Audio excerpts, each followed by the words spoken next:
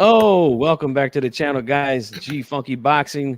If you're new to the channel, subscribe, hit the like button, hit the notification bell. This is episode number 2 of Boxing First with G Funky Boxing, joined by my co-host for the evening, Joseph Herron from War Week Radio. Appreciate you being here, man. And that's 2 for the price of 1. And thank you too for joining us tonight, Teddy. Thank you so much. Hey, I'll slap you silly. Hey. Teddy's in the mood tonight, guys. All right. Oh, let me tell you. God damn Teddy. How you doing, my brother? I tell you what, congratulations are in order, my friend. Oh boy. Would you like to make the announcement now, or you want to wait till the article comes out on Boxing News 24? No, we can do it now, man. Since you brought it up, let's go ahead and let's do this, man. So, guys, for those of you who have not seen my post in the community, you can see it right here that I put earlier today. And I'm saying huge thank you to Golden Boy Promotions for giving us this opportunity. Joshawn James will take on hard-punching, undefeated prospect David Stevens. See you in Inglewood. And yes, there it is, guys. There's the fight poster. And there's I tell you what, Joshawn James is gonna be up to no good in Inglewood. That's right. I don't know why it's not showing the second picture here, but it was a picture of him and I at the gym last night when we got confirmation that he was indeed going to take this fight. Contracts were signed. And yes, it was a lot of interesting. I'll say this: it was interesting. It was an interesting experience. I tell you what, we'll let you talk about it in a little bit. But first of all, let's rattle off the tail of the tape for the undefeated Sean Time. Joshawn James is going to come into the ring at age 25. He stands 6'1", inches tall in the center of the ring, fighting behind a lengthy 80-inch reach, originally from Vallejo, California. He now resides in Sacramento, and he comes to the ring with a perfect record of 7 wins, 0 losses, 2 draws, 4 big wins coming by way of knockout. And he's going to be taking on, he's going to be taking on, coached by elite level trainer Ronnie Shields, David Dynamite Stevens. He comes in the ring at age 23, standing 5'11" and a half inches tall in the center of the ring from Reading, Pennsylvania. He comes in the ring with a perfect record of 13 wins, 0 losses, 9 big wins coming by way of knockout. I tell you what, G Funky, what should we know about this matchup before viewing DAZN next Saturday? This is going to be a fantastic matchup, guys. You're not going to want to miss it. We just got word today that this fight will be opening up the DAZN broadcast for this event down in Inglewood next Saturday. This is a matchup of the Bull versus the Matador, where Stevens is playing the Bull and my guy Joshawn James playing the Matador. So he's going to have a puzzle to figure out, Mr. Stevens, but we are aware that he has good power, and, we are definitely preparing for that. I was with Joshawn all day Tuesday, watched him train in the morning, watched him spar later that day. And yeah, man, this is going to be a fun matchup here, guys. And the rest of the card is going to be fantastic as well. Woo! I tell you what, congratulations, my friend. And once again, dude, I know you busted your ass, man, to actually get this deal done. So congratulations, my friend. And I tell you what, I look forward to seeing, your client list fill up over the next year, as well as many more opportunities on these big events. Congratulations, my brother. Thank you so much, and thank you to everyone who left the comment on the community post. I put it on Twitter as well, and it's circulating pretty good right now. Yeah, guys, making fights is not as easy I'm just gonna tell you right now, guys. It's not as easy as you guys think. Okay. No, So no. when fights don't happen when you guys want them to happen, you have to really understand matchups are to make, guys. I helped get this kid a career high payday, and he's got a tremendous opportunity. And I've been a friend of his trainers for a really long time, and I was very happy and happy for them to get an opportunity again to be on a major platform like DAZN and under a major promotion like Golden Boy. And I'm wishing them nothing but the best. And I'll be there, guys. I will be right there with them every step of the way next Saturday in Inglewood. So I hope you guys tune in, man. It's going to be fun. All right. Woo-hoo! Yep. Former home of the LA Lakers. Love it. Yeah, the Showtime Lakers too. Yeah. So Yeah. Outlaw says he'll be there. Hey, be looking out for me, man. I'll be there in my tan suit, looking sharp as always. So be on the lookout. All right. My man Love Bruce it. Gas is here. Puerto Rican Rum is here as well. Fotex, the question says, I have a serious question. Would you accept a payday Joshon versus Canelo? I mean, is that a real question or No. I tell you what, why don't you give the just ignorant response of F Canelo, just like Demetrius Andrade did at today's press conference. Now, let me tell you, now, once again, guys, I appreciate them trying to let everyone know that, hey, this is a big fight with or without Canelo, the implications of possibly fighting Canelo. I appreciate that, but that is a special kind of stupid if you're trying to sell pay-per-views. Now, Exactly. I have a question for you, G. Who does this matchup, diehard matchup, most specifically appeal to? It should appeal to the hardcores. Yeah, that's it. Right? Unfortunately, it's not going to. Yeah, for whatever reason. well. Look, anyone who's not riding the fence and not blowing the knob of DAZN or Eddie Hearn or anyone over there, right? I understand. Aside from those guys, yeah, it largely appeals to the diehard fight fan. Now, out of all these three fighters, Canelo, Andrade, or Benavidez, who's the only one of those three fighters that appeals to a mainstream demographic? Canelo. Yeah. Now, who's pretty much the only demographic purchasing pay-per-views at this time? Right now, it's the casuals, man, that are doing it. So, with that said, logically, why the hell would you try to eliminate Canelo from the conversation? Look, honestly, they should title this on the poster. We fight Canelo next. Winner faces Canelo next. Why? Once again, you're trying to sell pay-per-views. This isn't just on regular subscriber Showtime because there isn't any such thing any longer. Yep. So if you're trying to sell pay-per-view units, why would you say F Canelo? They should ride that horse, man, ride that carriage till the wheels come off. Yes, hey, yeah, indeed. Winner faces Canelo, everybody. Hey, did you hear that, guys? Winner faces Canelo. Like, that is a special kind of stupid, if you ask me, brother. But once again, if you're looking at the consistency of Andrade's decision-making throughout his career, this kind of goes hand in hand with it. This is right there in the same rhythm, right? Because this is a guy who, has a history of not just bad decision-making regarding his career. Horrific, brother. Oh, yes. And before we really sink our teeth into this topic, we got some guests showing up, and I always like to show love to my guests when they get here. Let's see. El Jefe here says, I think Canelo fights the winner in 2024. Showtime wants mega fights, not 600,000 or less pay-per-views with Charlo. I mean, yeah, every promotion wants that, man, for sure. Demetrio, I'm gonna go back up here and highlight a comment from you real quickly. And if you're still here, please answer. Are you interviewing for a state job? Because that's really what Sacramento is known for. We're the state capital city. Yep. Yeah, and there's nothing but state workers. But hey, yeah, I definitely wish you good luck on your job interview here. And also, yeah, I would love to have a drink at the forum. No doubt about it, guys. And it's going to be a fun experience, man. It's going to be my first time being a part of a fighter's team and all that good stuff, man. It's I can't wait, man. I'm real excited.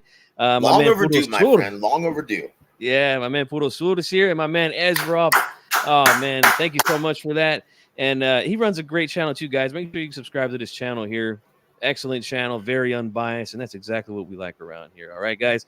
Also, my man, the boxing historian, is here. I've known that brother for a long, long time. So thank you guys for coming out. Let's talk about it now, Joe.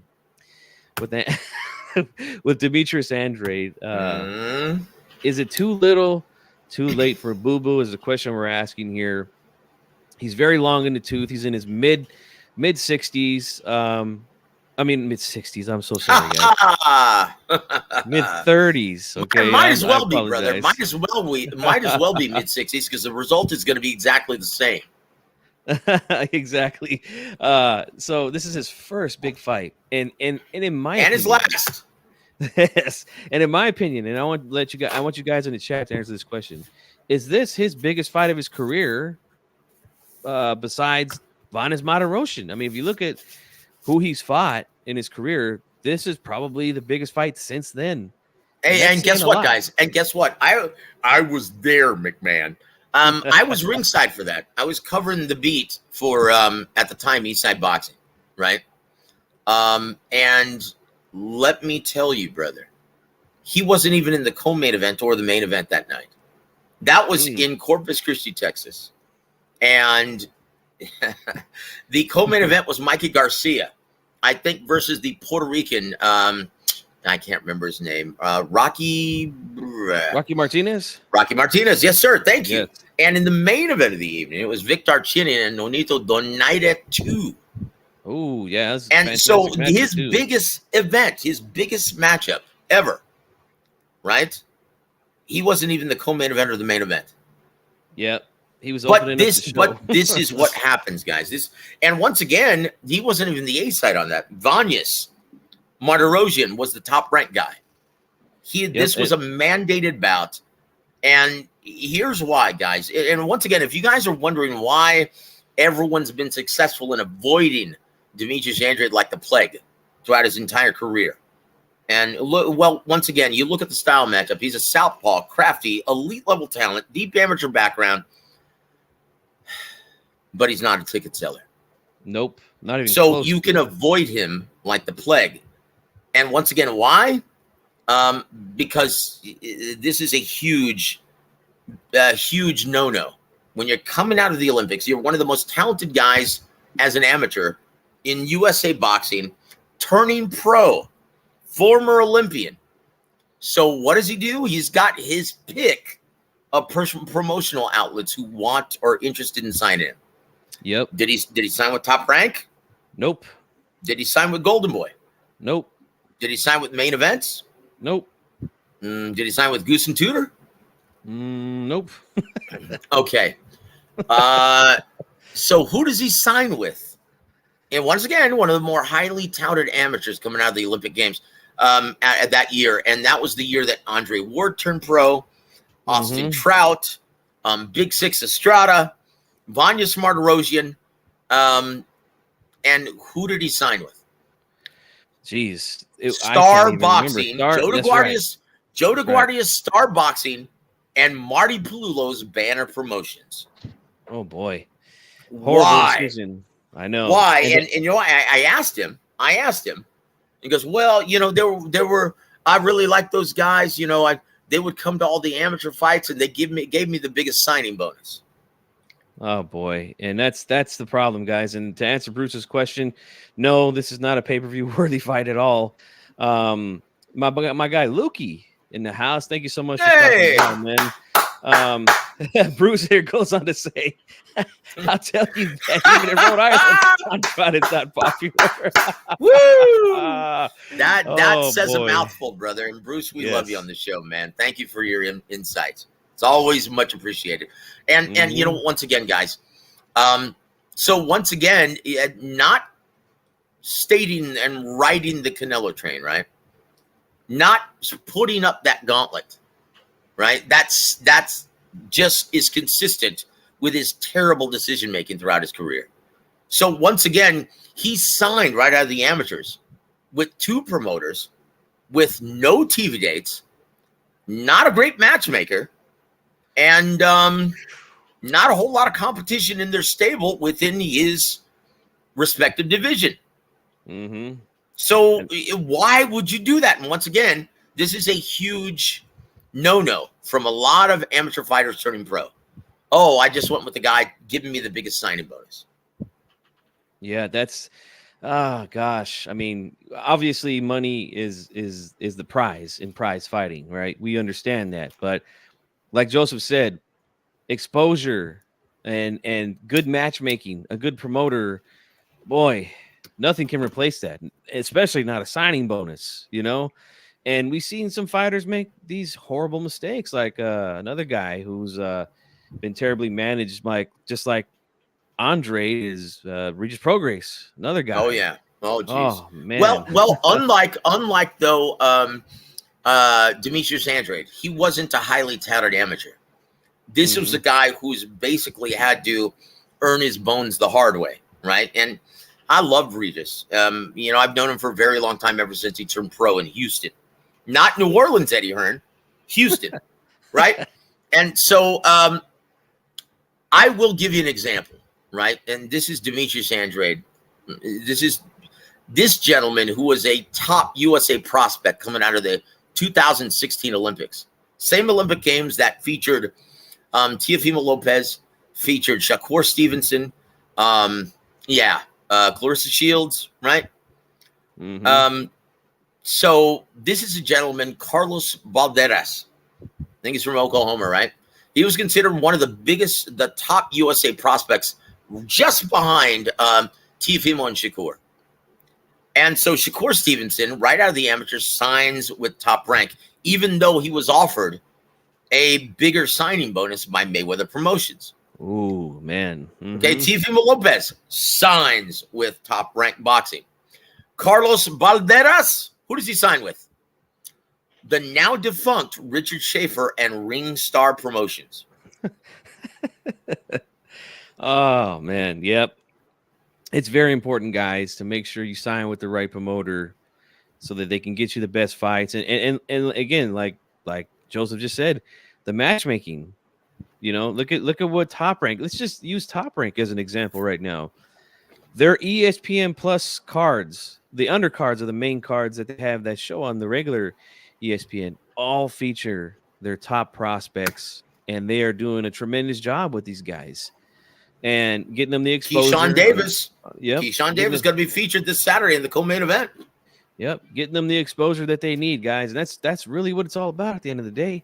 The more people know you, the more opportunity they have to one day go in to see you fight, or at least remember the next time, oh, I'm going to watch this guy fight again. The next time he comes on, you know, I'm going to remember that guy's name. Or, hey, you know what? Top Rank's coming to a city near me. Hey, I'm going to buy a ticket to see this guy fight. I like him, you know? Like, that's what it's all about, guys. Instead of just the signing bonus and you're fighting on some obscure card and in who knows where, you know? Yeah, that's very damaging to fighters' careers, man. That's it. And look, 3 things that you look for, right? When you are a young amateur, and I tell this to young fighters everywhere.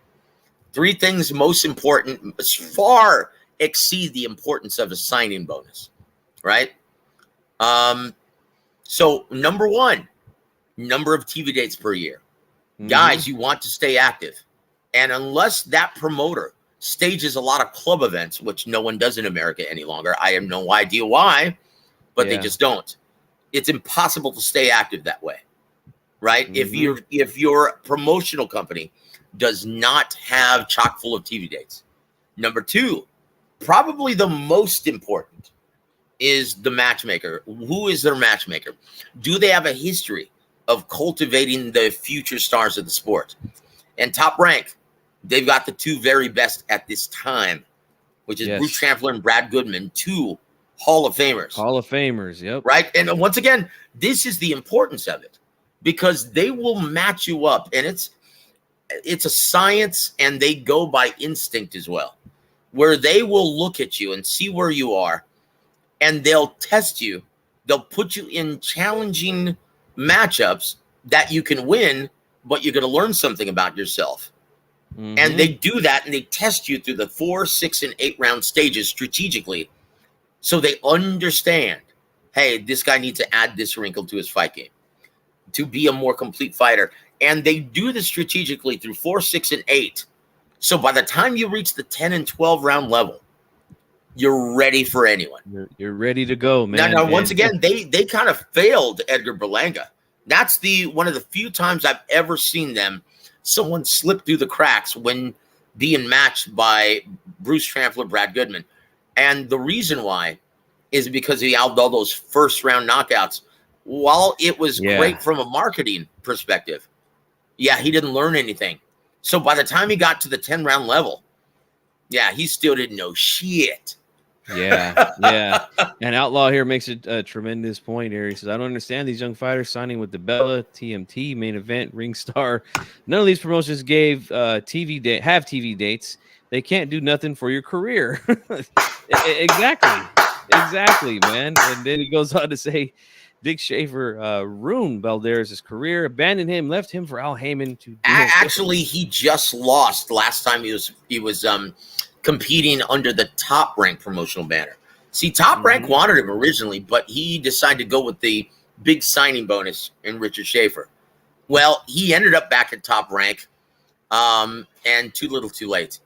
He had already had bad habits, bad mentally and physically, and he's not the same kid. Not the same kid. And once again, guys, that signing with the right promoter is everything. It's just like being a musician and you sign with the wrong label who doesn't have the distribution outreach or the A&R guys to help cultivate the best product, right? And distribute it to the widest possible network. Right. Yep. And so once again, guys, just like the music and motion picture industries, boxing, to reach that pinnacle of success and reach that earning potential, it takes more than just talent, guys. Just like in music and motion pictures, it takes more than just talent. That's the really sad part about the business, but that's how it works, man. Like, if we can go to the music thing, like, Joseph and I, and even Bruce here, who has a question, and we'll address that here in a minute. We know what a good band is, obviously, but most people don't. And most people don't care to hear good music. They'd rather listen to Taylor Swift or what's the guy's name? The reggaeton guy. Geez, I can't think of his name. Bad Bunny. Right now. Bad Bunny. That's right. Yep. Yeah. I mean, that music, my goodness gracious, it's only good for one thing, and that's just the way it is, man. But if I still drank, I would say I'll drink to that. That's right. And Bruce here has a question. How did Richard Schaefer fall from Power? Boy, that's something there. You want to take that one, Joe? Yeah, dude. And once again, I was there, McMahon. I saw it firsthand. I'm not a conspiracy theorist. Now, once again, he was sued subsequently after he was fired as CEO of Golden Boy Promotions. Because he actually didn't act in their best interest. No, he acted in Al Heyman's best interest. Yeah. And I will never understand this till the day I die. Because at one point in time, Richard Schaefer had that promotional entity running like a fine oiled machine. They were the biggest promoter in the entire world with, I think, one year at their peak, they had over 80 TV dates combined on over 4 networks. HBO, Showtime, Telefutura, and Telemundo. Right? Yep. And all of a sudden, Al Heyman starts to work with Richard Schaefer. They become friends. And this is a very wise and smart, genius level IQ. Don Chargan called Richard Schaefer someone with the best business acumen since Howard Hughes that I've ever met in my life. That's Don Chargan, right? Who characterized Richard. So this is a very smart guy. So how on earth did he allow Al Heyman to talk him into thinking or convince him that it was a good idea to use all of Al Heyman's talent for all of the Golden Boy TV dates and convince him that it was a better idea not to sign them under contract of Golden Boy Promotions, but allowed them to eat up all their TV dates. That's what he did. Man. And then when Al Heyman, after Golden Boy, their TV dates and their matchmakers, Eric Gomez and Roberto Diaz, cultivated all of these prospects into stars, Al Heyman gutted GBP and formed PBC and left them for dead. Their only draw at the time was Canelo Alvarez. That's it when he left. And so they sued Richard Schaefer, fired him, then sued him for like $50 million. And yeah, they won. Richard Schaefer had to pay them over $50 million. Ouch. And after that, really, no one really trusted or wanted to work with Richard Schaefer again. Look at Ringstar Promotions. How are they doing? Defunct. How's Pro Bellum doing? Defunct. Yep. And that's what happens. This business, and once again, what do I always say on this channel? It's a symbiont industry in which we all work together. And so it's all about relationships, guys. And if you screw somebody, everyone's going to know about it, and no one's going to want to touch you with a 10-foot pole. And that's the reality. Yep. That's man. Whew, that's a tough one there, but yeah, that's a great stuff there, man. So to get back to the Demetrius Andrade thing, he was, besides the fact that he said F Canelo, right? He was pretty good today on some of the things he was saying. Now, he questioned fans out there for their nonstop bitching and moaning and complaining about having to pay for fights, especially matchups that they asked for. And also he called out fans for stealing fights. He said, fuck stealing those fights, fuck those fire sticks. And you know what? I agree with him, right? But man, I don't know.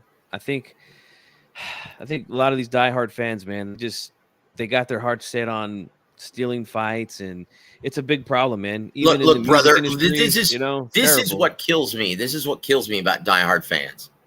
They always complain, like Fury and Ngannou, $80. Oh, that's ridiculous. You know what? Shut up. I am telling you right now, shut your damn mouth if you're one of those guys complaining about $80. It wouldn't matter if it were $5. You guys would still stream it illegally. So whether it's $80 or $5, it makes no difference. Don't complain, because you're illegally streaming it anyway. Exactly. But for some reason, fans, they love to hear themselves complain. And once again, I've stated this is my theory. In my opinion, they've convinced themselves that it's a long time ago they've convinced themselves that it's a much more insightful and intelligent way of looking at their favorite pastime with that half glass full or a half glass empty mentality. They think it's more to poke holes in it. They think it's more insightful way of looking at it. Quite the contrary, guys. It's terrible, man. It's terrible, but that's how bad boxing fans have become. And you know what? I blame this community for a good majority of the fans that think this way, because guys will come on here and they'll create a channel based around hating one promotion and all its fighters. And it's just the weirdest thing that I've ever seen, guys. Like, for a long time, right?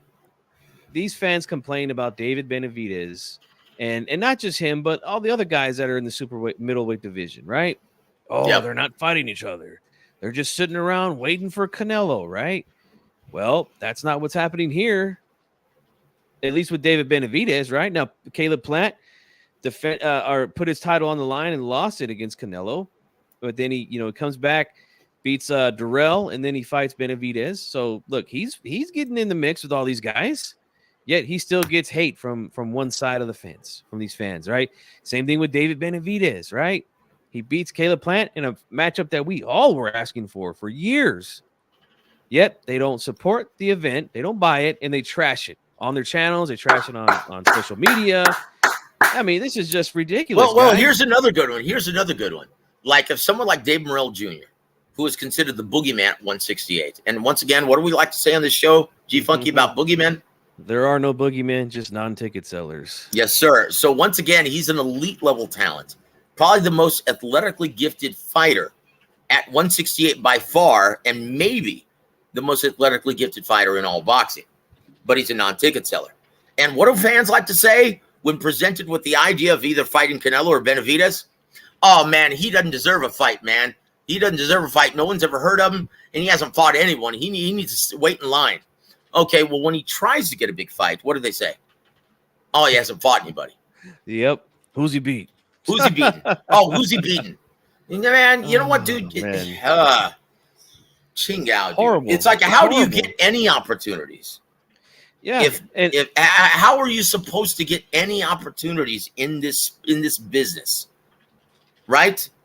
How are you supposed to do it? And once again, this is why I don't like talking about resumes on the show, on neither yours or mine, because once again, it's always contingent upon who your promoter can line up opposite in the ring. Yeah, who you can actually get in there with, especially nowadays with exclusive network deals. Now we just heard Bob Arum say, the networks, they don't get in the way. We got Mayweather and Pacquiao done.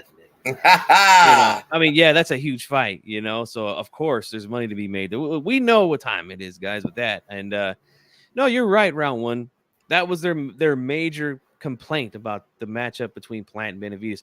Oh, it took too long, Well, either way, it got done, man, and they should have supported it. I know you bought it. I know you supported it. So did I. But unfortunately, not enough fans did, and that's exactly why we think he fought Charlo in his first fight on PBC instead of David Benavidez, because that is the matchup that most fans want to see. Every major poll that I've seen from, and I'm talking major platforms with a million subscribers, right? Who do you want to see Canelo fight next? It's David Benavidez by a country fucking mile. Everyone wants to see that fight, man. Everybody wants to see that fight. Oh, hey, man, but F Canelo. F Canelo, yes, bro. Yes. And again, this matchup here between Benavidez and Andrade. Again, these same fans, this fight is on pay-per-view, But again, they're doing what you asked. They're fighting each other. That's what you guys been asking for. Yet you still, and this is exactly why I made a couple shows earlier this year where I talked about fans putting up roadblocks for David Benavidez. They will find any excuse. You know what I think is hilarious, though? Now, once again, the DAZN crew, the pro DAZN crew, and they know who they are. Yeah, they will be heralding Eddie Hearn sucking his cock and actually for putting together, paying too much, and putting on pay-per-view Haney versus Prograis, and what their defense will be. Hey, well, at least they're fighting. Yep. Right? This is a great matchup. Okay. Yet in the same breath, they will laugh at Demetrius Andrade for the same exact reasons that they're defending. Yep. That's the hilarious part about it, guys. A bunch of hypocrites, man. And just like you said, a lot of these guys, I see them all the time on their channels. I hate Benavidez. He's a fake monster and blah, blah, blah, right? Okay, whatever, fine. Doesn't matter to me what you think about him. But if he was on DAZN, yeah, he'd be sucking his fucking balls every night. Like you do the rest of the guys on DAZN. All right? So, yeah, that's the sad part about fans today, man. And that's exactly why, I mean, I could go on and on about this. This is exactly why I decided to, just do my own thing, man, because just too much of that stuff going on, man. Too much of that going on. And that's just not what I want to talk about. That's not the type of shit that I do. But, yep, fans have drawn these weird lines with promotional companies, and it's just the weirdest thing ever. And it reflects the ratings. It reflects the pay-per-view buys. And why do you think fucking Showtime is out of boxing now? Because assholes like that who are pro DAZN or pro Top Rank, whatever the fuck they are, right? Well, I'm not going to subscribe to Showtime. I don't like Showtime. I don't like PBC. Yeah, well, that's exactly why they're out of business, because you guys would rather steal the shit than actually support it, man. And now, look, I gotta cancel my Showtime. It's after Saturday night's fight with Tim Tszyu and Brian Mendoza, because no more Showtime boxing. That's it. That's the only reason why I'm subscribed to it. That's it. That's it. Terrible stuff, man. Anything you want to add to that, Joe? Well, I will say this in defense of all these diehard fight fans, right? And once again, it is nuts. But I will say this. Unlike team sports, where misery loves company, definitely, especially if you're a Cowboy fan after that 49er game, right? You don't have a team to root for, and so sports pastimes are naturally tribal. You want to have a side that you affiliate with, and I think that's why they choose sides in boxing, right? Because it's an individual sport. The business of boxing consists of thousands of sole proprietorships. Okay, that's the way it's set up, right? And I think it makes them feel like they're part of something if they choose to, roll with a promotional outlet or network platform. And that's the only thing that makes sense to me. Otherwise, guys, I have another term for it. It's mental illness. It's mental illness. That kind of bullshit is short bus special, brother. Yeah. And I will never understand it till the day I die. The only thing I can think of, giving them the benefit of the doubt, is what I just said. Where in most pastimes are tribal. You want to be affiliated with a greater herd, so to speak.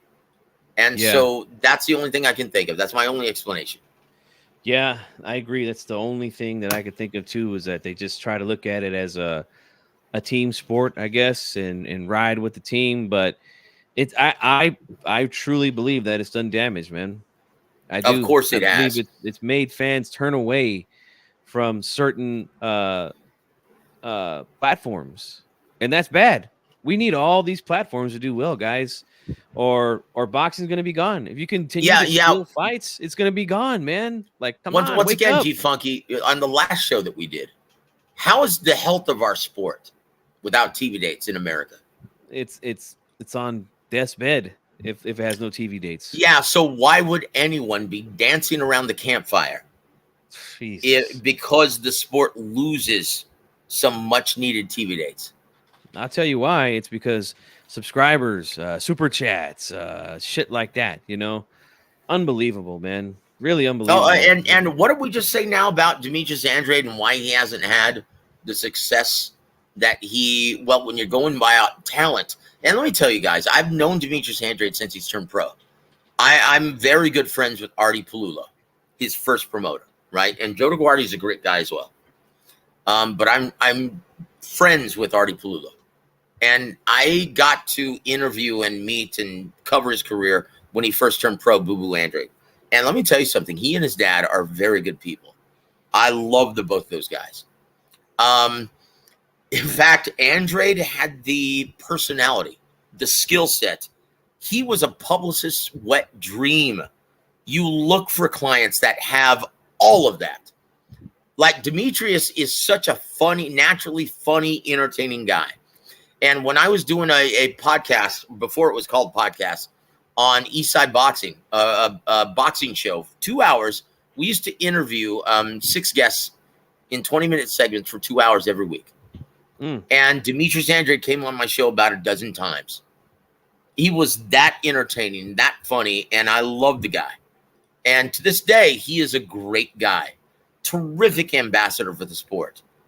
But that's how important, guys, signing with the right promoter is, because look, this is his very first big event that he's ever been the headliner in. Okay. That's not by accident. And unfortunately, it's going to be his last. Yep. And I agree. He's again, and I made the mistake earlier in the show where I said he was in his mid 60s. Yeah, well, it might as well be, because the result's going to be the same. Once again, guys, when you're a shot fighter, it doesn't matter if you're 70 or 50 or 30 or even 25. When you're a shot fighter, you're a shot fighter. And let me tell you, man, I'm not going to say anymore. We'll make our prediction later on down the road, the closer it gets to the fight. But it's not looking good for Boo Boo, and that's exactly why I put in the title. Too little, too late. Yeah. Yeah, I think it's too late. Yeah. So once again, guys, here's the moral of the story, right? Young fighters, yeah, 3 things to look for when choosing a promoter right out of the amateurs. How many TV dates? 2, who are their matchmakers? Do they have a track record of success? And 3, does your promotional company have a lot of talent in your respective division? Mm-hmm. And if you check all 3 boxes off, then sign with that promotional company. Yep. You can't go wrong. They'll do their job, and all you have to do is do your job, and that's prepare and fight. That's it, man. But yeah, speaking of this fight, let's do a little more. Now I'm going to show this thumbnail. You guys probably seen it when you came in, right? Now I wanted to highlight that picture there with the handshake that we see between Benavidez and Andrade there. And I'm using this because we're going to go into something different right now, where we saw today the final pressers for these YouTube or YouTube boxing guys, having, I don't know what they're doing, having a Royal Rumble up there on the stage. I mean, Chingao, it's everywhere on the internet, guys. You can see it, but I mean, the reason, and again, the reason why, I mean, put it back up. The reason why I put this picture here is because look, these guys understand what's happening here, right? Yes, they're going to fight. Yes, they're going to train to beat each other's brains in, right? Mm-hmm. They're competitors. Yep.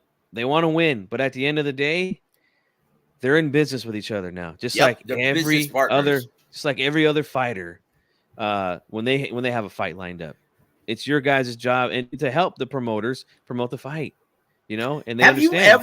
Have you ever guys wondered why both combatants, even though they will play that they will portray that role of that menacing opponent who hates the other guy standing across the ring from them, and they will do that in the press conference, they'll do that the weigh-in, they will act like they hate each other. Mm-hmm. But that's for the sake exclusively of the media and the fans. That's it. In reality, guys, but once again, I'm going to throw this at you guys. We work in a symbiont industry in which we all know and respect each other, right? There's a very good possibility, and I know this for a fact, that once again, they know each other. They sparred together. They know mutual people within their camps who work with each other. And if they haven't, and if they don't know each other from sparring, there's a very good chance that they've already faced each other in the amateurs while they're coming up as kids. Okay, so all of this crap that you see, this false bravado, that's for the sake of the media and the fans. They are business partners, guys.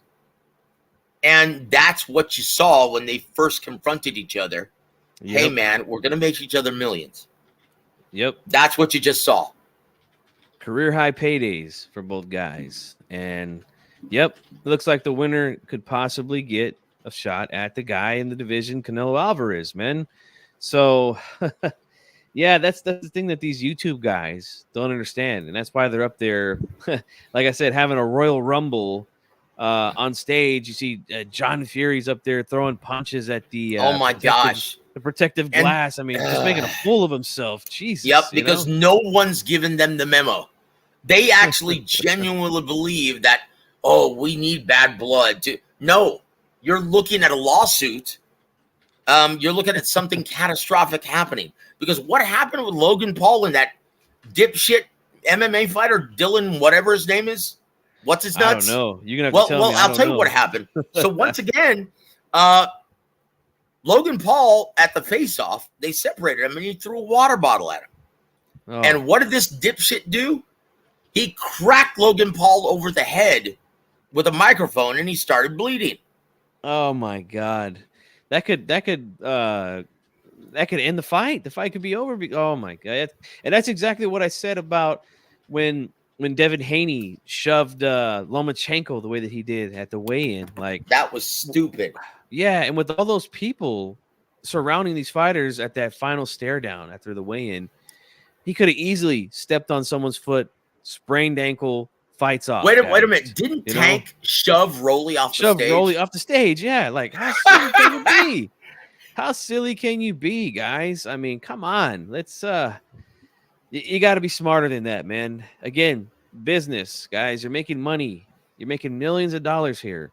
Get to the fight and then beat them up. All right. And you're exactly right, Shoeshine. Way to jeopardize the big bag. Exactly. That's man. it. That's it, you guys. Moron. What is wrong with these guys? Do me a favor, brother. And I love Outlaw's comments. They're funny. Can you highlight Outlaw's last comment?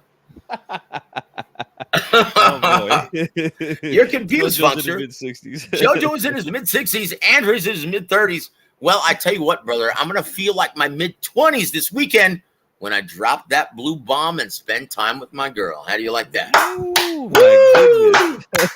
I'm going to put on some Teddy Pendergrass. Turn out the lights, baby. The fountain of youth. Joseph has found it. God Turn bless it off. Turn them off. Yeah. Turn them off. That's beautiful. Woo! Yeah, I'm going to show him my big brass water bed. Yep. If you're good, you'll tell me what movie that's from, brother. Oh, man. Yeah, that's going to take me a minute, especially with the topics we got here. So I was going to move on to the other news that came out today regarding a possible rematch between Crawford and Spence. Nothing is solid yet from what I've read, and there is no weight has been determined whether it's going to be at welterweight again or super welterweight. We don't know, but yeah, man, this is going to be a tough sell, man. I don't even think the blue pill can get this one over, man. Oh boy, no, well, hey, man, don't knock it till you tried it, brother. That blue pill. Oh, now once again, even if you aren't having any trouble, yeah, you'll feel like you're 16 years old again when you drop that blue baby. Ooh, I'm talking Louisville Slugger for hours, bud. Ooh, man. Trust me, your wife or your girlfriend will make you breakfast, anything you want, the following morning. Yep, I'm living testimony to that, my friend. Oh boy. So, but no, seriously, what do you think of the possible rematch here with Crawford? Do you think that's going to go through or what? That's hilarious. Who's going to pay for it? Right. Yeah. Once again, I would pose that question. Oh yeah, we're in the process of putting together this. You're talking about it, really? Who's going to pay for it? Yeah. So once again, guys. Well, this will segue into a different segment, right? A different topic. But yeah, guys, look, this is the importance of the networks. Oh, why should fans? Once again, we talked about this in the last show. Oh, why should we care about how much a network makes? Because they're the ones who pay for exclusively these expensive main events. You want to watch fights or what? Without their involvement, there is no main event. You guys constantly bellyache about the best fight in the best. Well, then pay for it, damn it. Yeah. Pay for it. Because guess what? The networks, if they're not seeing a return on their investment, they will do exactly what Showtime has done, is going to do, and 8 other platforms that used to work with PBC. They will duck out of the boxing business. And then, well, you guys don't get the best fighting the best. Sorry. How's Wilder versus Joshua looking right now, G? Yeah, that's looking dead as a doornail. Yep, that's it. Horrible. That's it. And that's a fight that was a huge fight at one point, and our friend Eddie Hearn he just can't get it done, man. God bless him for trying, but he just can't get that fight over the goal line and get the touchdown. Hey, but he's giving us Devin Haney versus Regis Prograis on pay-per-view. Yeah, that's right. That's going to be a huge success financially. You know what? That's going to be a cracker of a fight. That's right, man. But look, guys, support the fights. All right, we're not telling you not to support it. We're just saying, yeah, he definitely overpaid for that one. And once again, guys, you guys who are complaining. Now, I saw this post from Michael Montero, and once again, he's my favorite guy to call out these days because he's sounding more and more like an ignorant fan day after day after day with each passing day. He said this. He posted the promo, which is absolutely brilliant, by the way. He posted the promo of Tyson Fury versus Francis Ngannou at $79.99, right? Mm-hmm. And he said, if you pay for this, then you're part of the problem. Right? Mm-hmm. Guys, if once again, if you're find folly with this and if you're complaining about it, well, there's a very good chance that you weren't even considered when making this matchup. This isn't for you. You're not the target demographic. They understand that this matchup does not appeal to diehard fans. And you know what? They don't care. And why? You guys aren't paying for shit anyway. They don't pay for it. You weren't even factored into this. And once again, you look at what's the event going on in the UK this weekend? The event that's going to crush all the ratings for all the other events that's going on this weekend. Yeah. And we'll go over that in a second. So what is the the YouTube extravaganza? Yeah, the big YouTube influencer extravaganza. And why are networks consistently looking for ways to actually expose and showcase those idiots with no talent, no skill? Why are they consistently looking for ways to put them on the big stage? Why? Because their fans put their money where their mouth is, man. That's it. That's you guys don't pay for shit. Mm-hmm. That's it. Bottom line, guys, if you paid for shit, we wouldn't be seeing any of this stuff. Yeah, very true. And then they see money, man. That's what these promoters are all about. Promoters, networks, if they see it's going to draw money, yep, we'll put it on. we'll do it, so guys. Once again, going back to Fury Ngannou. Yeah, once again, this has nothing to do with the diehard demographic. They understand. Everyone who organizes this event, everyone who had a part in that, they understand that you guys are going to pay for it, but it doesn't matter because they've already factored that in. And it's just like when I used to manage the nightclub, Tejano, Texas, in San Antonio. And once again, I bartended my way through college, right? And when I was managing and I had to have a meeting with all of my employees, I used to say this to my waitresses. I would say, hey, you know what? A customer tonight came up to me and said, hey, you know what? A waitress of yours picked up my full beer. And I said, you know what? You're full of shit because my waitresses don't pick up shit. And that was my way of segueing into you guys need to start focusing every time you take an order, pick up empty bottles, pick up empty glasses, guys. Because at the end of the night, yeah, the club looks like shit. So I used to say that all the time. And once again, hey, you know what? You guys can't complain because like my waitresses a long time ago, 35, 40 years ago, you guys don't pay for shit. Yep. So you have no reason to complain about anything. Yeah. Nothing. Don't watch Zero. It. Zilch. Nada.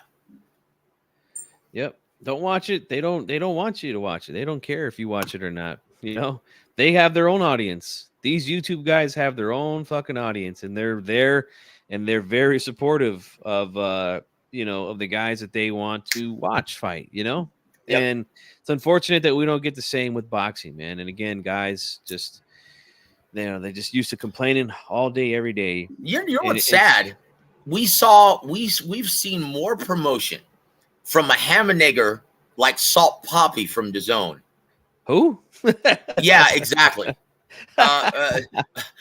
We've seen more promotion of Salt Poppy from DAZN than they ever did with Haney and Andrade. Why do you think that is? Why do you think that is, guys? Tremendous question. Because Salt he's got Poppy? a lot more followers on social media. Yep. That's the guy's name. Wow. Yeah. I've never heard of him. Yeah. And that's exactly why these type of things, they just don't bother me, man. You know, I'm not going to watch it anyway. I'm not going to waste my time watching it. So I'm not going to go and make videos about it and rant on Twitter about it. Like, I'm not going to watch it. I have no interest in it. You know, no. The only issue I had with Jake Paul was that if he was going to be boxing, I want to see him fight a boxer. That's it. That was my issue. He's fighting these gamers and retired MMA guys and retired NBA guys. I was like, hey, look, it's time to put this guy in a fight with someone that actually knows what the fuck he's doing, that'll never happen until he's ready. Yep. And why? Yep. Why is that, G Funky? What's promotions 101? How do you treat your ticket sellers if you're a promoter or a network? You wrap them in bubble wrap. Very you careful. Protect them. You protect them like they're an FBI informant. Mm-hmm. And that's going to be the case, Hawker Mustang. Now that a network has decided to say goodbye to boxing, that's going to happen. These guys aren't going to be getting those crazy guarantees anymore. They're not going to have a choice. Nobody. Yeah. Yep. You want to fight or not? You want to continue your career or not? All right. This is what you're going to get paid. Shut the fuck up. Hey, G Funky, it's time for our mailbag question. Our question to another YouTube outlet that can't answer the fucking question because he's not in this business. Would you like to unravel the mailbag, please? Yes. Let's see. Here's a question that I seen posted on Ring IQ's community page. And someone asked him a question with a super chat that said, love the show, but can you discuss how the process of making a fight works?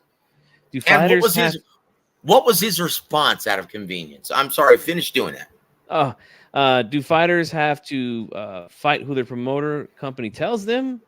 Thanks, bro. That was the question with the super chat. And he said that he will address that on his next show. Unfortunately, I didn't get a chance to hear that. But conveniently. Yeah. Yeah. But that's a that's a question. I'm sorry. But yeah. I'm sorry, man. But I don't understand why you would ask brother, somebody, that's why we're here. Yeah, that's why we have boxing first. And so look, once again, guys within the business can easily answer that question. Yeah. And that's Ring why IQ, even after a super chat, he balked. I'm sorry, as you were. My apologies, bro. Yeah. And that's why I was laughing, because it's like, why would you ask someone who's never been in negotiations with any type of fighters that question? Because they don't know that either. They don't know as well. Mm-hmm. Like, once again, on those lesser channels, it's the blind leading the blind. It's bullshit. It's bullshit. And once again, if you don't know any better, you're going to sniff and eat bullshit. Mm-hmm. That's it. Yep. You're going to eat a plate full of shit over and over and over again, like Vince McMahon told Triple H after the curtain call. Yeah, guys, look, I'll tell you this. From my experience. Did you really say that? Woo! I love wrestling. I love WWE, WCW, NWA, Southwest, all of it. Yeah. We should start up a wrestling channel, brother. I could talk for hours about that. Definitely. But the question again, do fighters have to fight who their promotional company tells them? No. They don't. And again, you can't force anyone to sign a contract to fight. We just saw that with what's his name again, Joe? I ain't Frank Martin. Shit. I ain't duck shit. I'm chicken shit, sucker. Yeah. Frank Martin, right? Yeah. Who has a great team around him, right? He got his advisor, Al Heyman, his promoter, Man Down Promotions, right? And Tom Brown, right? And then you have the other side brokering the deal, Bob Arum, Todd DeBuff, Brad Goodman, Bruce Trampler, right? Yep. Very, very smart boxing guys brokering that deal. And who does he decide to listen to? Some asshole in his crew. Hey, man, you should be getting paid more money than that, bro. Hey, man, they're shortchanging your dog. I heard they offered Devin Haney $8 million, man. Oh, my God. That is the silliest thing going around these days. Guys, you cannot believe that bullshit that Shakur Stevenson was offered $8 million to fight Devin Haney, and that was only 25% of the purse? Is that what it was supposedly? Oh, my gosh. You got to be fucking kidding me. Devin Haney has never made $8 million himself. Now he's got the amount of money to pay an opponent. Where's the fight going to take place, Joe? Tell me where. At Rumpelstiltskin Arena in Fantasyland. Exactly. That fight, that was the fakest shit I've ever seen in my life, guys. That was not a real offer, but again, he believed it, and he went on some show talking about, well, Devin Haney said that he gave Scorsese $8 million, and he walked away from it. So, I mean, if he's making that kind of money, then I should be getting more. I'm like, oh my God, who the fuck have you been listening to, bro? And G Funky, you know this, and once again, you don't have to disclose any names, but you know this firsthand. This has become an epidemic throughout the entire boxing community, boxing business, even at the club level. Even at the club level, guys, trust me. Yes, it's bad. It's really, really bad. And look, the first time I brought up Urban Advisors, right?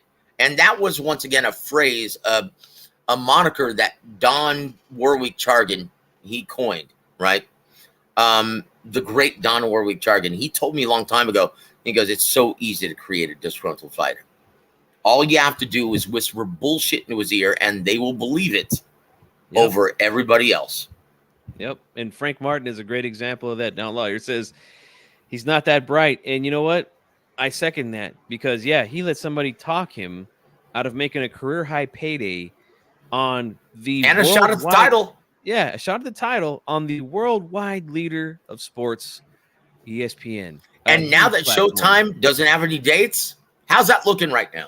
Oh, my goodness. Yeah, he's going to be as cold as a polar bear's toenails because he's getting froze out, my friend. So ask that question once again. That was super chatted to that numbskull, that fucking midget who can't ride most roller coasters across America. Do fighters have to fight who their promotional company tells them? Well, here's the answer, guys. Here's the answer. And you're right, G Funky. No, they don't. In accordance with the Muhammad Ali Boxing Reform Act, no one can point a gun to a fighter's head and force them in the ring. Nope. They can retire even if you're contractually obligated for 5 more fights with your promoter or network. You can retire tomorrow and you don't have to fulfill that obligation, right? You're protected under the Muhammad Ali Boxing Reform Act covenant. But if you turn down fights that your promoter actually offers you, if a promoter in your contract with your promoter, if it says they have to give you 10 fights within the next 5 years, guess what? If you turn down a fight, that's -1 fight. Okay, if you turn one down and they offer one to you, you don't have to accept it, but guess what? That counts against their quota. So, case in point, example, Terrence Crawford took Bob Arum to court saying, hey, man, you owe me 1 more fight. And Bob Arum's attorney was like, well, no, we don't. No, we don't, because you turned a fight down during COVID. So we fulfilled our contractual obligation because it says right here in black and white on your contract that if you turn a fight down, that counts against one of the fights that we actually owe you. You missed out on a payday. Thanks for playing, buddy. And so once again, and what happens then if you turn too many down and prove to be too difficult? What's going to happen to that fighter? They're going to drop your ass like a bad habit. Either that or put your ass on ice like he did like Top Rank did Mikey Garcia. Ouch. He was a pain in the ass. So what Bob Arum? You know what? You've embarrassed me for the last time to Ken Hirschman of HBO. Okay, without his involvement, we don't have any TV dates. So guess what, Junior? On the shelf you go. Yep. He might as well have been one of those elves on the shelf. Well, he's just as tiny as one. He might as well have been one of those guys. Elf on the shelf for the next 3 years, buddy. Thanks for playing. And once again, so do you have to fight who your promoters say you do? Well, no, but there comes a consequence with any action, right? And in this business, once again, you earn your bones in this business by accepting opportunities. not That's the turning only them way. down. That's the only way you can make it, guys. That's the only way. And if you know any fighters in your area, tell them that. You have to. They have to understand that, especially if no one. They're not attached to anyone. Yeah, Take fights, man. and Take well, fights, guys. and you know what? And hey, there you go, Ring IQ. I'm sure you knew that, and I'm sure you were going to say that thing exactly. Right. All right. I don't know what he said, but and again, like I don't have an issue with the guy. I know you and him had some back and forth. Well, no. Twitter, I'll say it for you. I'll say it for you, and you don't have to give that disclaimer. Everyone knows that you're the affable guy. You're Mr. Congeniality.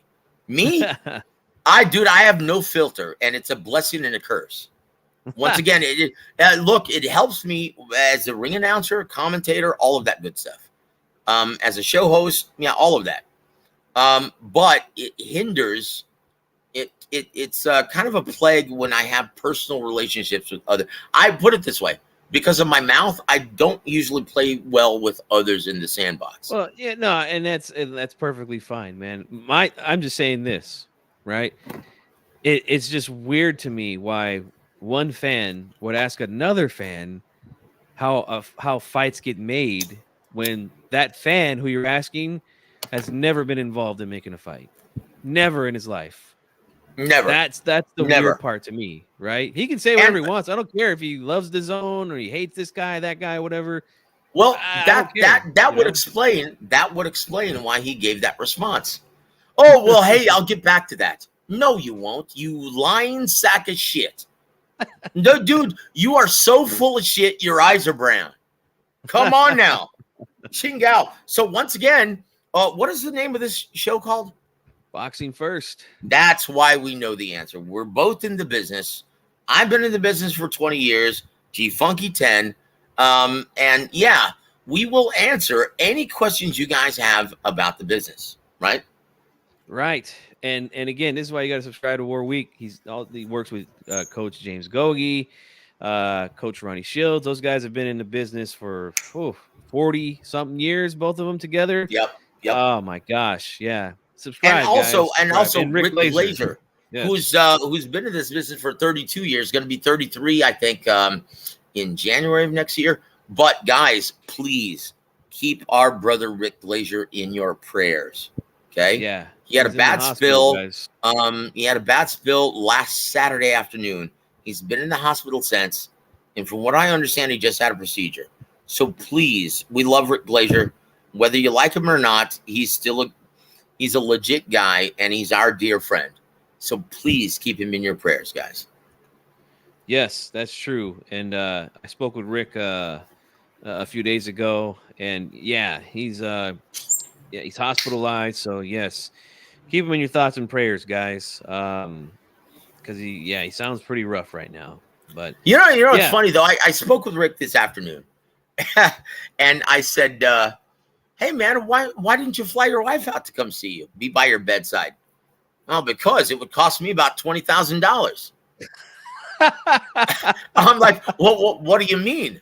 Oh, dude, let me tell you that it's not the airfare, obviously, but while she would be here, she would be visiting me, and then she would take a break and go out and visit the shops.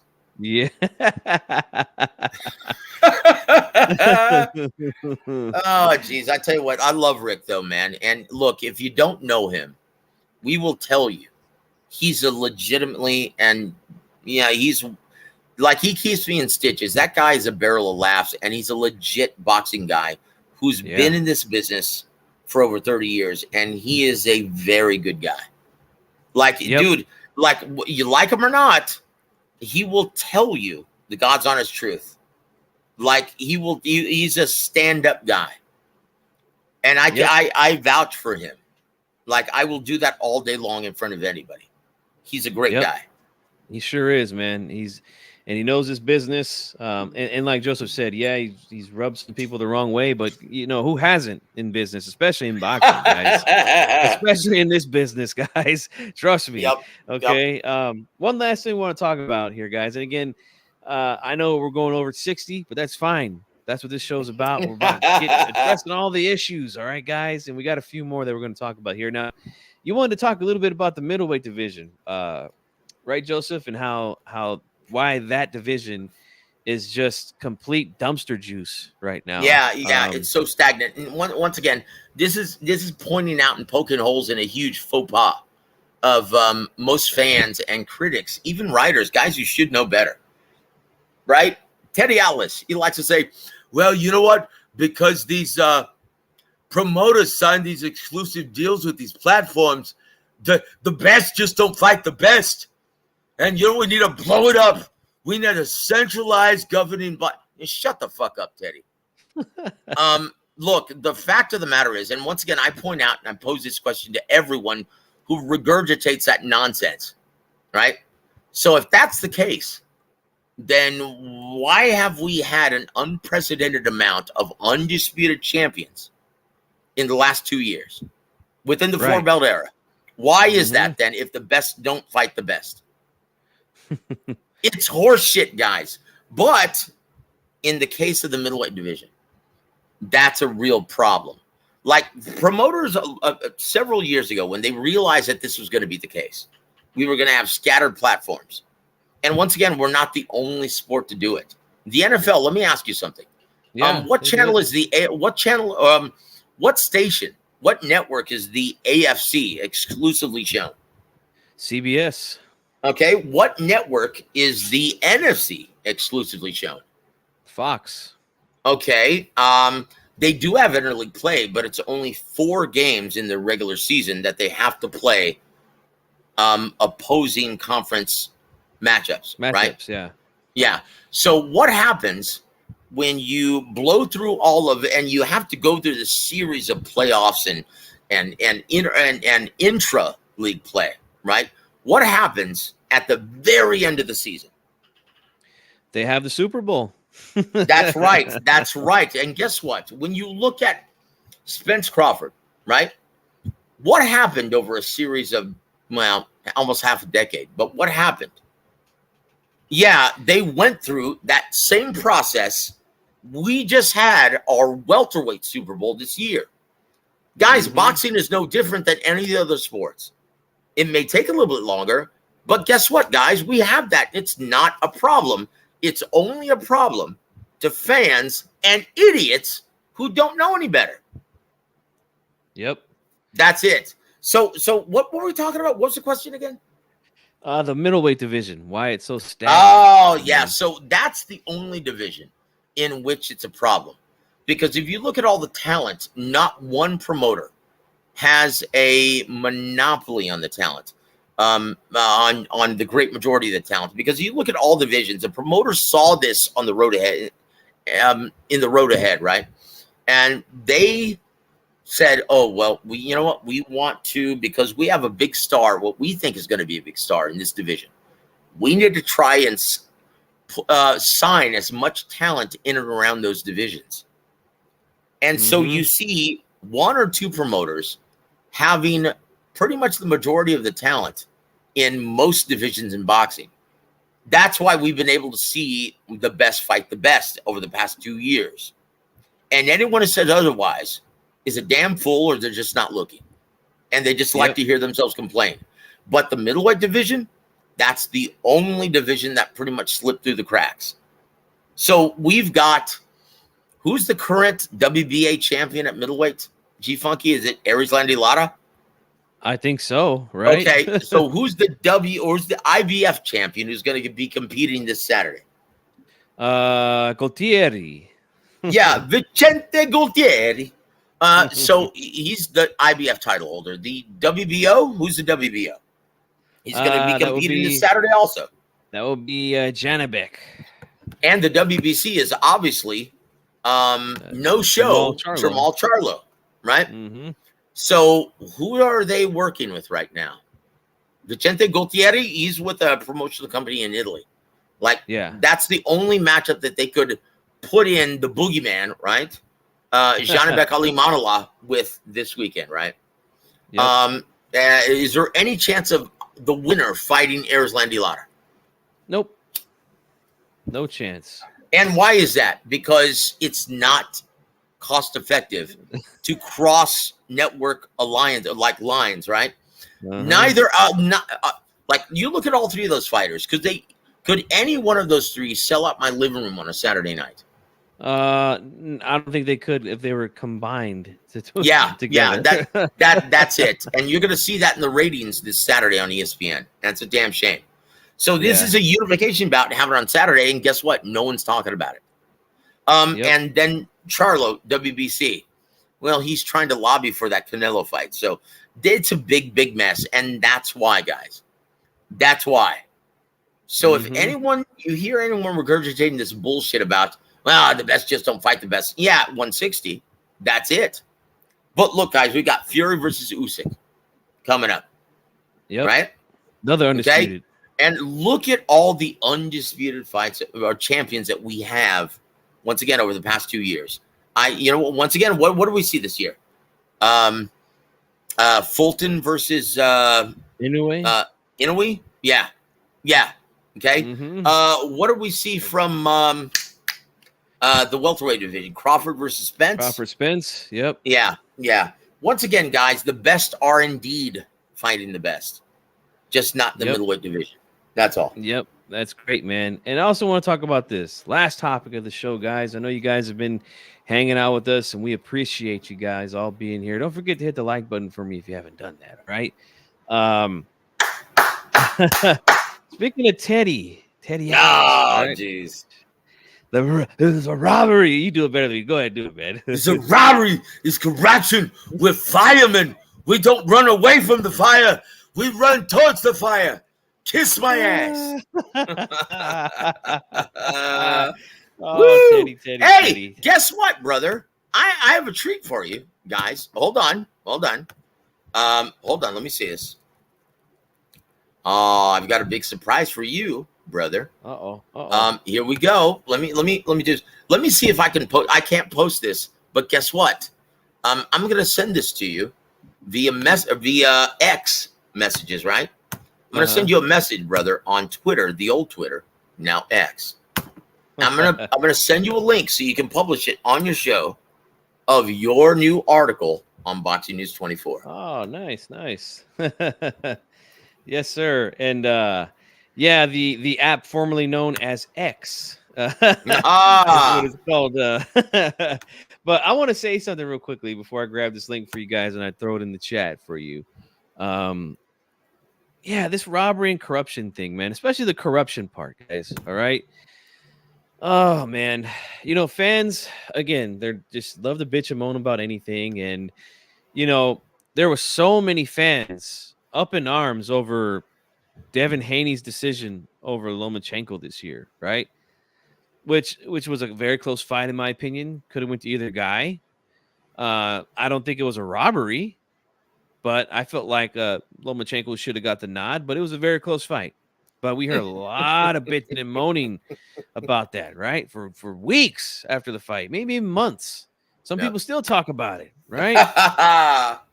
But they didn't keep the same energy with Lubin versus Ramos, right?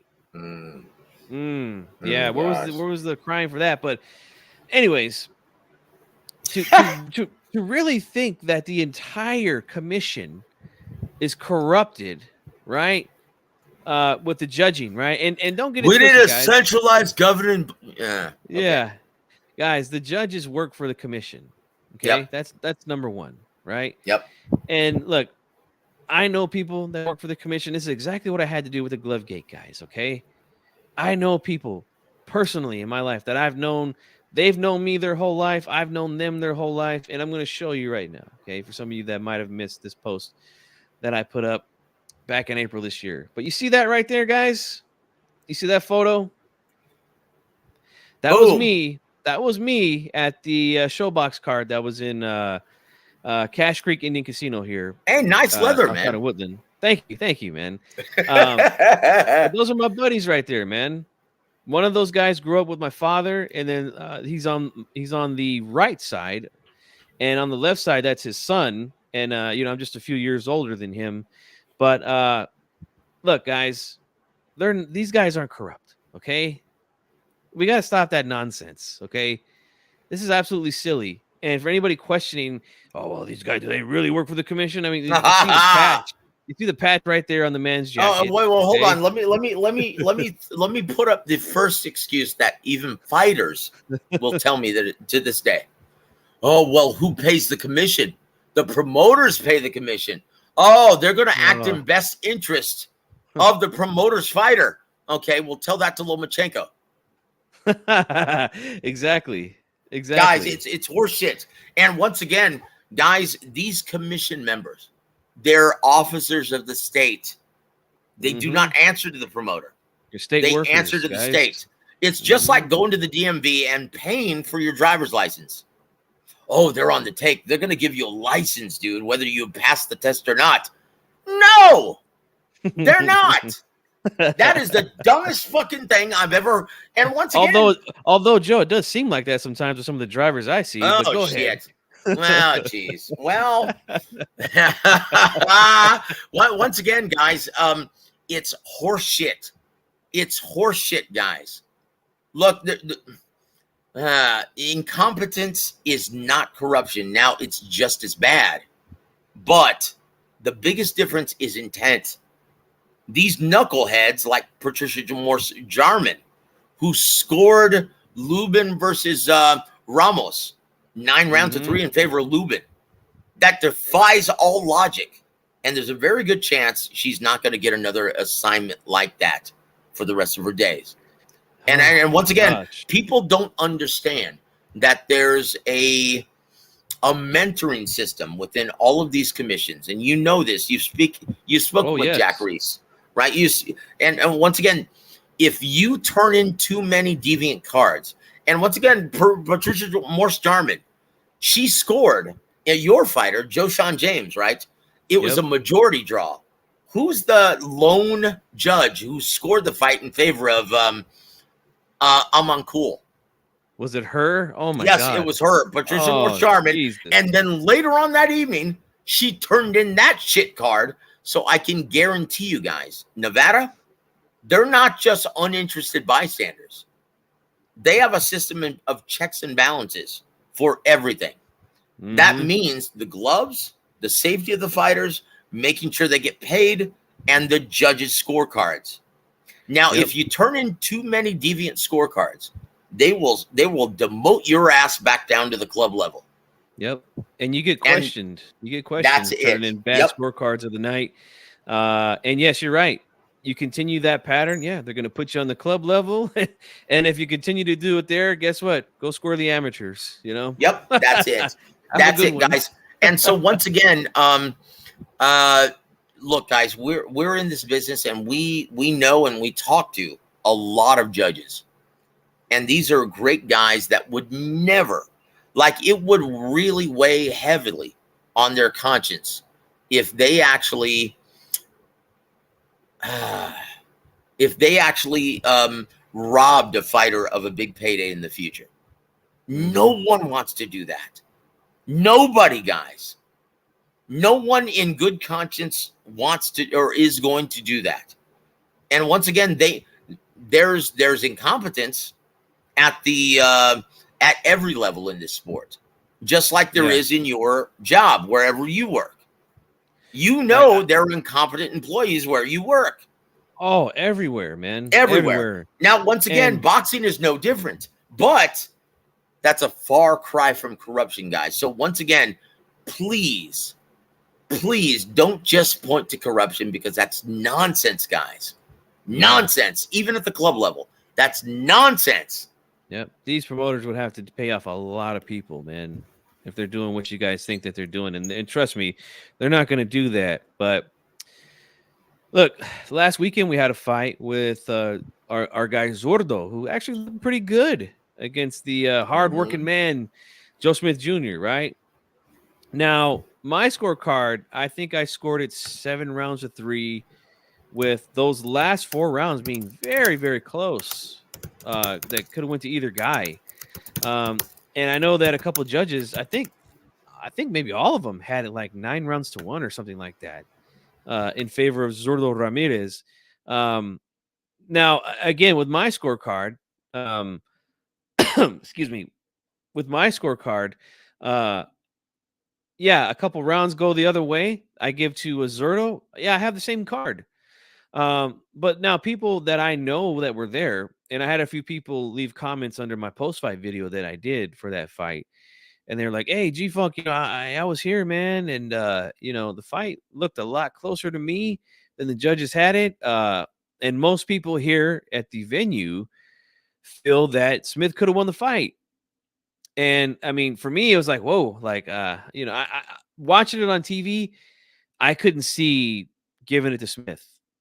But I could tell you this, guys, from being ringside for several fights this year at Press Row, that yeah, when you're that close to the action, seeing it up close and personal like that, it's different than watching it on TV, man. It really is different. Like when I went to these events that I covered, I would record them. I come home and I watch them, and I listen to my videos and look at my scorecard, and I'm like, Mm-hmm. huh, yeah, it's a little bit different than what I saw in person,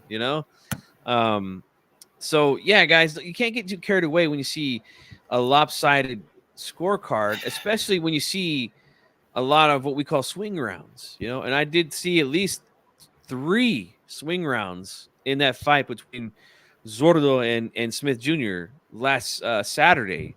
So it could have been on my card. If I gave those swing rounds to Zordo, yeah, I could have had a 9-1 card in that Yep. 10-rounder. Yep. But I had it 7-3 and in favor of Zordo.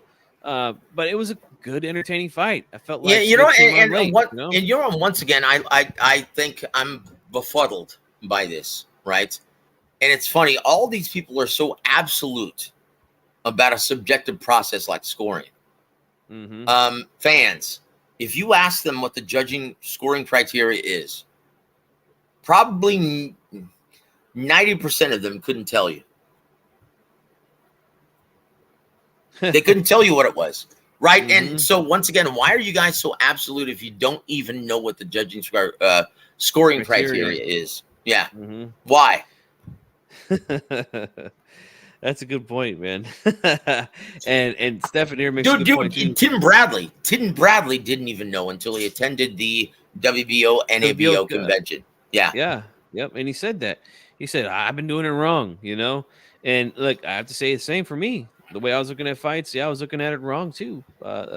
If you want to do it according to the judges, the way that they look at these fights. Yep. And you're right here, Stefan. When the sport dies, the people illegally streaming will be the first to start crying. Yep, of course. Yeah, you know what? I really like happy, man. I really like Steven's comments. He's very sharp. Yep. He is on it. He is one of the few fight fans that genuinely understand the business. He's always on point when he comments. Credit to you, brother. Yes, sir. And I'm sorry, I forgot to grab that link, man. Go ahead, Joseph, while I grab that link. yeah, of course, man. Look, guys. The reason for this show, and I already state this on my show, every single episode. We stress the business of boxing, and why is that? I know some fans and even a lot of YouTube channels. We hate the business. Well, yeah, that would explain why you're complaining so much. We do this so you have a greater understanding of how this is run and don't complain nearly as much.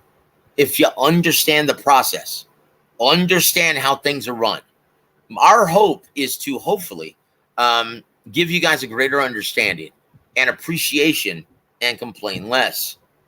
Because, guys, once again, it's not good for the health of the sport. If you guys are constantly disgruntled, the real bosses of boxing. Hey, there it is. There's the article, congratulations, man. It looks beautiful. The presentation looks great, man. Yeah, check it out, guys, and let me know what you think. And hey, look, Hawker Mustang. I don't know if you were here in the beginning of the show, but what do we say here about the whole fighters being duck fake boogeyman shit, Joseph? What do we call that? Dude, yeah, look, there are no boogeymen in boxing, just non-ticket sellers. Yep. If Boo Boo could sell a fucking ticket, believe me, Canelo would have fought him years ago. Yep, that's it. And dude, and probably Golovkin and probably Jamal Charlo. Yep, exactly.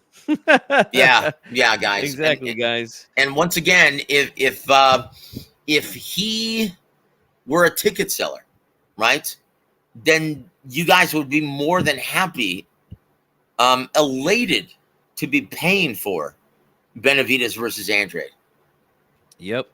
There wouldn't be a complaint about it. No, but you guys would understand, and you guys would expect that premium matchup to be on pay-per-view if both guys were big ticket sellers. Yep. And what was again, Eddie Hearn came out and admitted this, right? When asked about why it took so long for Haney Prograis to be announced and why it's on pay-per-view. Yep. Well, you know, we had to we had to put it on pay-per-view because you know, of the purses, the fighters' purses. You know, yeah, and that's exactly what took this fight so long to be announced as well, guys. Right? Because I mean, look at a guy who, again, we just talked about Boo Andrade, right? A guy who can't sell tickets. Bruce Gass, who was here earlier, said people in Rhode Island don't even know who this guy is, right? Where he's from, okay? Dude, that's sad. That's sad, guys. What is the big arena in Rhode Island? Is it Dunkin' Donuts Center? Something like that, yeah. Yeah. Right? Yeah. Joseph, how much was Andrade paid to fight Scott Quigley again? By 3.5 million. Holy shit, guys. Yeah. Yeah, there's your answer. If he made that much fighting that guy, can you imagine how much he was asking to fight David Benavidez? Yeah. Yeah. Guys, and that's a huge problem in boxing. Obviously, one of the biggest. And right? Look what it's done to a guy who's as skilled and good as Dimitri Bivol. Where the fuck is he? He received 2 good paydays last year. Oh, that's not a serious offer. Oh my God. Yeah. Now look, he's the elf on the shelf this year. No fights. Elf on the shelf. Elf on the shelf. Who else? Andy Ruiz. Elf on the shelf. And I just had he broke the fucking shelf. Yeah. And I just had a boxing scene quote my interview that Dave, my partner Dave Wynn is in. Hey, congratulations once again, brother. Thank you. And they again cited where Terry Lane told Andy Ruiz, look, you got to be more realistic with your demands, guy. All right. And that's exactly why he's the elf on the shelf. Deontay Wilder, where is he this year? The elf on the shelf, right? No fucking fights this year. And it's all because these guys are used to getting paid a ridiculous amount of money to fight fucking nobody. And then when it comes time to fight somebody for real, right? Like he said, he asked for a ridiculous amount of money to fight Zhang. So, no thank you. No thank you. Continue to sit on the shelf, Andy, right? He did the same thing with Wilder, Tyson Fury, right? I mean, overpaying these guys has really fucked up a lot of things, man. And look, same thing with Bivol, right? They actually talked with Better Biev to make the fight happen. Hey guys, check this out. I'm sorry, G Funky, if I That's all right. There's this DoorDash, right? Driving up and down my street. They get out, right? Because I'm on my patio, and I always am on my patio because I like to smoke while I'm actually doing the show, right? All of my shows. They come up to me and say, "Hey, did you order a pizza?" Holy shit. And I'm like, "No, sir, I didn't." And that's why I've been having to press mute and deal. So, guys, if anyone sent me a pizza at a crank call, no thank you. No thank you, man. And there's another guy, Hawker Mustang just brought up. Same thing with Keith Thurman. Why do you think he's been the elf on the shelf for almost 4 years now? Keith, once upon a time, Thurman. Dude, that is sad, isn't it? 2 fights since 2019 this guy's had. Well, look, there comes a point. There comes a point where we're going to have to act like the NFL back when the players put on a strike, right? The players union back in the early 80s or mid 80s. Mm-hmm. We're going to have to say, fuck them, replace them. Hey, if you don't like the money that's being offered, sit down, go away, do whatever. They go do something else. Because once again, boxing fans deserve better. Promoters, networks, everyone deserves better. And we can always find a hungry young talent to fill your spot. Thanks for playing and kiss my ass. Yeah, or this. Now go home and get your fucking shine box. And there it is. And there it is. Woo! Yep. That's what they can do. And again, with these outrageous demands, uh, the fight's not going to happen, man. I'm sorry, and that's what Terry Lane had to tell Andy Ruiz about his demands with Zhang, right? Asking for a ridiculous amount of money. Terry told him this. Can you pull up Steven's latest comment, please? Oh yes, give me a second. On X. My apologies, dude. My apologies. Is it on X? Is that what you're talking about? No. Steven's latest comment. Oh, right there. I'm sorry. I'm so sorry. Not Espinoza. No. Yeah. There Steven, it is. There. Yeah. He goes, Andy's living in dream world at the moment. Now, haven't you heard? He's going to announce a big fight at the Rumble Stillskin Arena in Fantasyland. Because that's the only party, that's the only place he's going to get 20 million rock for his efforts. Yep. Yep. Every promoter is going to tell him this. I said, all right, I'll tell you something. Go fuck your mother. Well, look. Truth be told, Bob Arum, Frank Warren, and Tyson Fury already told him that. Yep. Because once again, when the Zhilei Zhang fight, which was at the goal line, it was there to be made, right? It was almost ready, almost a deal done. Joe Joyce interceded and actually said, "Oh, I'm going to execute my right to rematch." What a terrible decision that ended up being, right? I know, horrible. So Bob Arum came up with the right idea and said, and this was told to me by Bruce, right? Bruce Trampler, Hall of Famer. And he goes, "Yeah, well, Bob had I still have a good working relationship with Andy. Let's call him up. He's in need of a fight because the Wilder fight fell out." Because, for some reason or another, they quickly found out why. Yep. Because Andy Ruiz demanded to fight Tyson Fury $17 million. Oh, my gosh. Yep. And I don't know what his demands were with Deontay Wilder, but those guys were actually mandated to fight by the WBC. Yep. To become Tyson Fury's mandatory, guys. Yep. If they would have just done their part... Yep. And made the fight happen instead of demanding these crazy fucking paydays. Yep. This Francis Ngannou fight that a lot of you guys are complaining about for no Wouldn't reason. have happened. Yes, exactly. Come on, guys. All right. I know there's a lot of fans out there that say, well, these fighters, they deserve the money they're getting. They're risking their lives. Yeah. Well, tell that to the club fighter. Is he not risking his life too or what? Come on, brother, I am standing up clapping for that, man. That was brilliant, brother. And that's very insightful. And once again, these gallant fighters, guess what? They still show just as much heart, if not more, being paid $250 a round. Only. Still getting punched in the face, still getting punched in the body, just as dangerous as... Still have to go through a grueling camp. Yep. Just like your guys that you see on the major platforms. Same fucking thing. Yeah, I don't see any of these guys who come on here, oh man, banging the drums. These fighters, they deserve it. They earned it. I want to see you bang. Hey, bang the drum for those guys too. All right, bang the drum for them too. All right. Look. It's what they signed up for, guys. Okay, where's your bleeding heart for the firemen, for the police officers, for the soldiers who are fighting for your freedoms? Where's your bleeding heart for them? That's what they signed up for. That's what's expected of them. Exactly. That's it. Yep.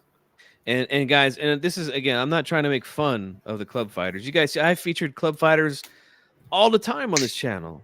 I've talked about the cards. I've went to the cards and covered them, gave them my time and gave them my platform to help out with the shows and things like that. This is no disrespect to them. I'm just using it as an example of these guys who claim to be hardcores, yet they don't stick up for these guys, and they wouldn't even bat an eye at a club show event. No, they wouldn't even go. They wouldn't buy a ticket. Nope. And you know what's funny? To get back on the Regis Prograis Haney thing, right? Who, according to Eddie Hearn, just sold 5,000 seats, right? I mean, we'll see if that's true or not. Look. You want to see the real number. You want to know the real number. Divide it by 3. That's the real number. Okay, yes. That's the real number. And once again, I guarantee you that all of those tickets that were sold were by local talent featured on the undercard. Yes, sir. That's how it works, guys. That's how it works. They reach out to the local promoters, get the local fighters on. to get that support to help sell tickets to the That's it. event, guys. Because Handy and Progress can't do it themselves. You think Fuck they're gonna? no. You think they're gonna sell 20,000 tickets to sell that place out? Oh, but hey, the winner's going to become the face of boxing, don't you know? Oh, right. That's the funniest shit I've ever heard in my life. But hey, since when does the face of, well, our sport must be in terrible shape if the new face of boxing can't sell tickets or pay-per-views. exactly, guys. And let me tell you something, man. In some areas of the country, these club shows are doing quite well, right? Oh boy. How many Yep. how many tickets or how many people did you see at Regis Progress' last fight? Okay. Look, I was in the ring and I DJ'd. I played all the music and organized all the music for all competing fighters as they came out. As painstaking as that was, when I peeked through the crowd, right, and I asked the promoter how many heads through the door this tonight. Yeah, 3,800. Yep, You hear that, guys? 3,800. That was more than what Regis Progress and his big homecoming in New Orleans Nolans. sold. All right, guys. Yep. That's how much of a ticket seller that guy is. And again, has nothing to do with his talent, right? And you're absolutely right, Gus. He says the club shows are always badass. And Yes, sir. I'll tell you what, come and say hi if you're in the neighborhood, Gus. We're going to have another one in November with South Park Boxing and AAA Promotions. Come and say hi, brother. More than likely, I'm either going to be doing ring announcing, commentary, or DJing. I will be a part of it, though, because there's a very good possibility that I sold a lot of sponsorship dollars for that event. There's so much, like, guys, any job there is to do in boxing, I've pretty much done it. Publicist work, ring announcing, commentary, DJing, soliciting sponsorship, matchmaking. I've done it all, guys. This is why I'm so well versed within the business. And so any question that you guys have, if you're ever wondering what it looks like backstage before a fight, yeah, I'll gladly tell you. Gladly tell you. And I'll be experiencing that myself really soon here, guys. All right. It's going to be great, man. It's going to be great. And welcome to the guys, party, pal. Woo! But the point I was making is, guys, we have club shows in certain parts of the country that are selling more tickets than a Regis Progress main event on the Zone. And Joseph, you were at Ray Vargas, Oshaki Foster. Yeah. Oh, yeah. What was that atmosphere like? Look, I could have done this in the cavernous Alamodome, and they could have heard it from the front row. Yeah. Yes, guys. Yes. Support the local club shows, man, in your area. Support your regional fighters, man. If you want this sport to grow and become as great as it used to be, the way you guys, this sport used to be so great, and you're shaking your fist in the air. Well, what can you do to help it? You come on here, you talk boxing all the time, right? You have an audience. Reach out to the local promoters. They would have no problem. Sending one of their fighters over to your channel to promote their event, guys. No problem at all. It'll be easy as 1, 2, 3. Trust me, I've done it, guys. And guys, just to show you that this is a symbiont industry where we all work with each other, we all depend on each other to do their job, respectively. A fighter that, it pains me to say this, but I'm going to tell you guys anyway. A fighter that I used to work with, and I was ring announcer for his pro debut. He's going to be taking on Richard Torres Jr. on ESPN this Saturday. That's heavyweight Terrell, Too Real Herndon, right? He's going to get his ass whooped. But yeah, he's the next opponent for Richard Torres Jr., a.k.a. Greg Brady. Yeah. Yeah, that is I love that. Brady. So once again, guys, we all depend on each other. And how did we get Terrell this assignment? Well, yeah, Brad Goodman reached out to our promoter, Rick Morones Jr. Yeah, we all depend on each other, guys. And once again, one of my guys who, I call this pro debut ring announcer, right? And I've been commentator on a lot of his fights as well as ring announcer. Ricky Medina Jr. He's going to be in the co-main event next Saturday night, the card that G Funky's going to be at. He's going to be taking on JoJo Diaz. And once again, I was there, McMahon. I was there when they signed the contract. Ooh. Well, once again, this is a symbiont industry where we all work with each other. We all know each other. And we all depend on each other to do your job. That's it. That's it, guys. And once again, if you think that there are only 3 or 4 promoters in boxing in the American market, and that's what a lot of fans believe, unfortunately. Yep. So there it is, guys. There it is. Hey, dude, we're almost 2 hours in, homie. I know, but hey, time flies when you're having fun, right? And but there it is. We covered everything though that we wanted to talk about. And look, I'm glad I was able to come back on and do it back-to-back weeks. Like I said, I wanted to try to make this show a weekly thing. It might not happen every week, but we're going to try to make it work. All right, guys. Next week probably won't happen because I will be traveling down to Southern California, guys. All right. Woo! For the big event in Inglewood. All right. So make sure you guys tune into The Zone Saturday night, October 21st. You'll see us there, man. And if you guys are wondering who's on the card, go read G Funky's article live right now on the front page on Boxing News 24. Yes, sir. Check it out, guys. All right. And yeah, it's going to be a great night. That card is really, really good, guys. I know there's not a lot of huge names on it, but yeah, I think it's going to be a fantastic night of boxing, guys. All right. Yep. So that's it for this one, guys. We're going to wrap it up. Like I said, almost 2 hours in, but we got everything out that we needed to. Make sure you guys subscribe to War Week Radio Network here on YouTube. Check them out, guys. And guys, keep sending your questions to Ring IQ, the ones you can't answer. We'll answer them for you next week. Right. Ask him how a fight's made. You know, like that's just crazy to me. Good. Let me ask another fan how a fight is made. You know, that's fucking crazy. Hey, and thank you, Steven, for all of the insightful comments. We love you on this show, man. Yes, sir. Thank you. Thank you so much for being here. And for my co-host tonight, Joseph Heron, this is G Funky Boxing. We're out. See you guys on the next one.